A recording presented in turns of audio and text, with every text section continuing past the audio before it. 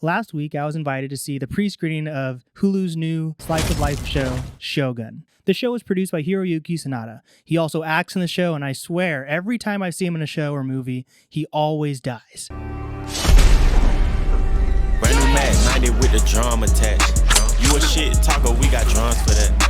Tryna fist fight, boy, you done for that. Get a bullet in your lung for that. Within the first few minutes of the show, you learn that the Council of Regents are planning to overthrow him and his days are numbered. What's super interesting about this show is the amount of characters that it's juggling. There's Lord Toranaga, there's Mariko, there's John Blackthorne, then there's the Council of Regents who are trying to overthrow, there's the son that will eventually become the leader when he's of age, there's the lords that are underneath the regents, there's Catholics versus Protestants. There's just so many different characters to juggle.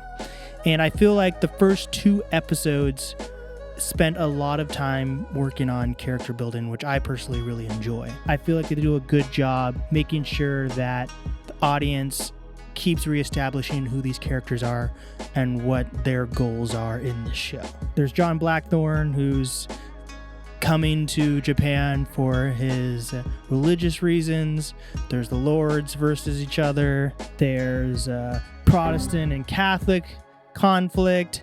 There's the actual Catholic versus Japanese conflict, Protestant Japanese conflict. You could tell there's going to be a love dynamic between John Blackthorne and Mariko. That you see that Mariko is in a very unhappy relationship. She's learning English and is one of the only few characters that know how to speak Portuguese and English. So that automatically makes it so that John and her have a connection because he doesn't know Japanese. And that's another conflict that's pretty interesting too, is the disconnects. There's disconnects in language and there's deception in that too, with can the Japanese trust what the Protestants are saying and vice versa. Which brings me to the subtitles. I believe that sometimes subtitles can ruin a TV show or a movie.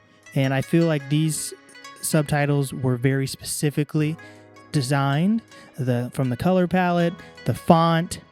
I love how they switch between speaking in English and then going back to subtitles when the Japanese people are talking or if there's another language that's brought up. And I personally haven't seen the original Shogun show or read the novel.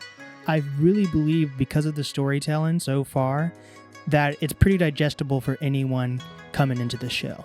I really enjoyed this show. The 2 hours in the theater flew by. I'm excited to watch more of the show. Also in the theater, they only played the intro once. But that was super cool to see. I really liked the animation style they went for. You can kind of tell through the intro that after all this character building, shit is definitely going to hit the fan. This first 2 episodes, there wasn't a ton of violence. There was a few brutal shots for sure, and I'll leave that for you guys to watch. The show was super cool. There's so many different elements for different types of audiences. And at the end of the day, I'm just excited to see some crazy samurai action.